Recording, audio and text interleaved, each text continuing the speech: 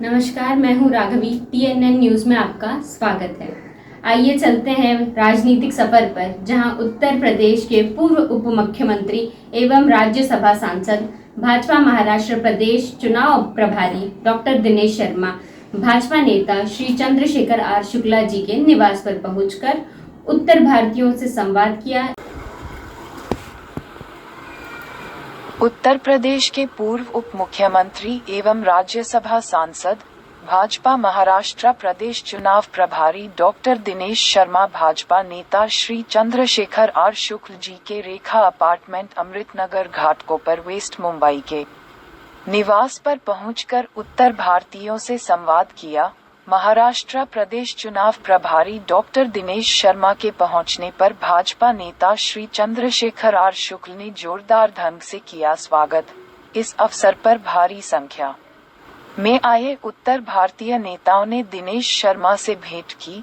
इस दौरान डॉक्टर दिनेश शर्मा ने उत्तर भारतीयों से गिले शिकवे भूलकर बीजेपी को मतदान कर विजयी बनाने की अपील की। दिनेश शर्मा ने विरोधियों पर हमला बोलते हुए आतंकी कसाब को लेकर कहा, आतंकी को बचाने के लिए आधी रात को कोर्ट का दरवाजा खुलवाया।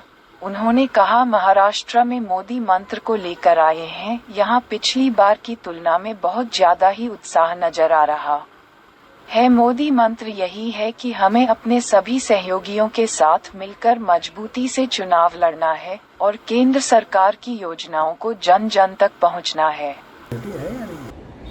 आज देश दो धाराओं में बटा है। एक तरफ है देश को मजबूत कौन करता है। भारत वही है ना जो सोने की चिड़िया कहलाता था। चिड़िया के पंख नोच नोच के ये मुगल आए, यूनानी आए, तुर्क आए, मुगल आए, ये अंग्रेज आए, सब ने नोचा सोने की चिड़िया के पंख और चले गए। अब मोदी जी का युग है। खड़गे साहब, मैं राज्यसभा का पहले दिन गया था तो खड़गे साहब पहले दिन में भी शपथ लेके सितंबर में मैं राज्यसभा का सदस्य हुआ, तो पहला सत्र मेरा था। तो मैं जब गया तो खड़गे साहब व्यवस्था का प्रश्न है, चलने नहीं दे रहे थे राज्यसभा को। मैंने कहा, खड़गे साहब को हो क्या गया कांग्रेस को? तो लोगों ने कहा इनको शेर का आतंक है।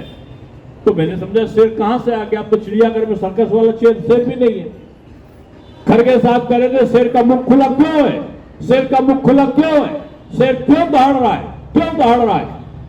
तब लोगों ने मुझे, मैं बगल में पूछा किसी वरिष्ठ सदस्य से कि हो क्या गया? तो बोले कि साहब पहले लटकाए हुए शेर जो थे अशोक की लाट पे थे, आज उस दिन नया संसद भवन में प्रवेश था। बोले नए संसद भवन में दहाड़ता हुआ शेर है। वो तीनों शेर अब सब लटकाए हुए नहीं है, अब दहाड़ते हुए है। तो मैंने इस पे खड़गे साहब को आपत्ति है। तब मैंने खड़े होकर कहा, खड़गे साहब अभी मोदी जी का जमाना है। अब पाकिस्तान से गोली तो हिंदुस्तान से शांति का प्रतीक कबूतर नहीं उड़ेगा। अब हिंदुस्तान की सोने की चिड़िया के पर कोई उचार के नहीं ले जा पाएगा। मोदी जी का शेर नाम का शेर है और इसलिए दहाड़ता हुआ शेर यहां पर खड़ा हुआ है कि पाकिस्तान की गोली तो हिंदुस्तान का बम, और पाकिस्तान का बम तो घर में घुसकर मारेंगे हम। ये बात उन्होंने करके रखा है। इसलिए ये मोदी युग अपने शौर्य पर, अपने पराक्रम पे, अपने बल पर आज जवाब देना जानता है। इसलिए पाकिस्तान का भी बयान आया राहुल गांधी जी के समर्थन में। वहां के नेताओं का, वहां के मौलानाओं का कुछ आया उनकी प्रशंसा करते हुए।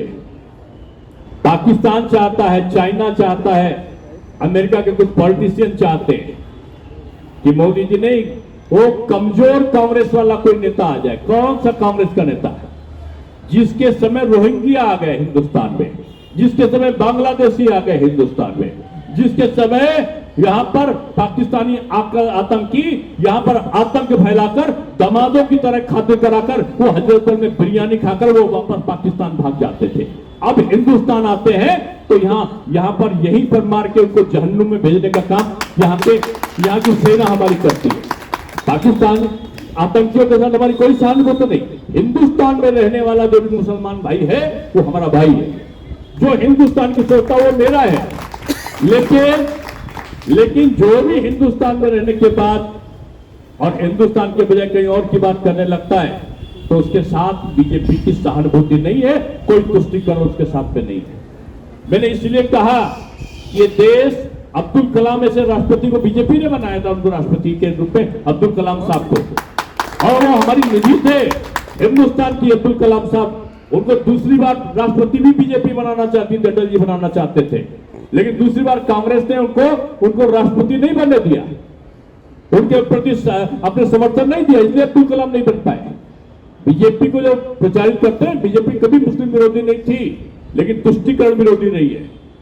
और हम राशन देते हैं, सबको बराबर देते हैं, हिंदू को भी देते हैं, मुसलमान को भी देते हैं। हमने नहीं पूछा तुम्हारी जात कौन है, तुम्हारा धर्म कौन है, अगड़ा हो कि पिछड़ा हो कि अनुसूचित हो कि आदिवासी, कोई नहीं। मकान मिलेगा तो जो गरीबी आधार है उसको मिलेगा। आज आयुष्मान का 5 लाख मिलेगा तो गरीबी आधार है उसको मिलेगा, लेकिन समय के साथ में विकास के दौर में हमें सबको मिलकर साथ में चलना होगा। कमी कर देते हैं उत्तर भारतीय। मैं आपके चैनल के माध्यम से पहुंचाना चाहता हूं कि संख्या तो बताते हैं हम 40 लाख हैं, लेकिन वोट देने बहुत कम लोग निकलते हैं। यह सबसे बड़ी वेदना है। मेरा कहने का मतलब, जब हमने कर्म भूमि मान लिया है, मुंबई हमारी कर्म भूमि है, इसके कल्चर से, इसके सिस्टम से और यहाँ की राजनीति में भी हमको अपनी पूरी दखल रखनी चाहिए। दखल कैसे रख सकते हैं? दखल 5 वर्ष में एक बार चुनाव आता है, बहुत सारे नेता हर पार्टी के घूमने लगते हैं, लेकिन उत्तर भारतीयों को लोग मान के चलते हैं कि अरे तो अपन वोट है, कहाँ जाएगा। तो मेरा ये निवेदन है लोगों से कि आप वोट तो देना चाहते हैं, लेकिन आपके चाहने से नहीं होता है। होगा तब जब बैलेट बॉक्स में आप जा करके फिंगरप्रिंट से अपना वोट देंगे, वही वोट काउंट होगा, नहीं तो काउंट नहीं होगा। और हम लोग उसी में पिछड़ जाते हैं। और जब वोटों की काउंटिंग पार्टियां करवाती हैं तो उसमें हम लोग का भलका हो जाता है पलड़ा। जो आज आरोप लगता है ना कि उत्तर भारतीय को टिकट नहीं देते, उत्तर भारतीय खुद चिंतन करें, मंथन करें और इस चीज़ से अवगत करें अपने आप को कि हमको भी चुनाव में एक राष्ट्रीय पर्व समझ के 5 साल में एक बार आया है, अपने भविष्य के पीढ़ी के लिए, निर्माण के लिए, राष्ट्र निर्माण के लिए सबको आगे आना चाहिए और विधिवत मतदान के दिन उपस्थित रहना चाहिए। मेरा निवेदन है कि आने वाले चुनाव में निश्चित रूप से कुछ न परिवर्तन तो हो ही रहा है। मोदी जी के नेतृत्व में हमको जो अंतर्राष्ट्रीय ख्याति मिली है, जो अंतर्राष्ट्रीय सम्मान मिला है, उससे एक एक उत्तर भारतीय गदगद है। और भगवान ऐसे कृपा बनाए रखें हमारे उत्तर प्रदेश में योगी जी और केंद्र में मोदी जी को ताकत मिलती रहे और उनकी ताकत का एहसास हम लोगों उत्तर भारतीयों को मुंबई में होता रहे, यही मेरा कहना है। तो मात्र उत्तर भारतीय की आपका वो नहीं रहेगा, पूरा किस तरह से आप इसको देखते हैं? दिनेश शर्मा की उपस्थिति जो हमारे यहाँ आज की हुई है, एक आकस्मिक उनको पता चला किसी के माध्यम से, मैं स्वस्थ नहीं हूँ और उसको देखने का माध्यम था, लेकिन चुनाव का टाइम है और इतने बड़े लीडर का जो उत्तर भारतीयों के नेता नहीं, हमको लगता है अब तो पूरा देश देख रहे हैं। राज्यसभा सांसद हो गए और जितने बड़े प्रदेश के चुनाव के प्रभारी हो गए, तो उनका इम्पैक्ट जो है हमारे लोकल घाट कोपर में भी पड़े, वो मेरी इच्छा थी। और तो आते देख के चाय पानी करवाता और निकल जाते, लेकिन मेरी इच्छा थी कि यहाँ पर आवें और मैं कुछ लोगों से उनसे मुखातिब करवाऊँ। और जितने लोग हैं सारे लोगों की इच्छा है कि वोट दें, लेकिन अपील करने का एक अलग अलग तरीका है लोगों का।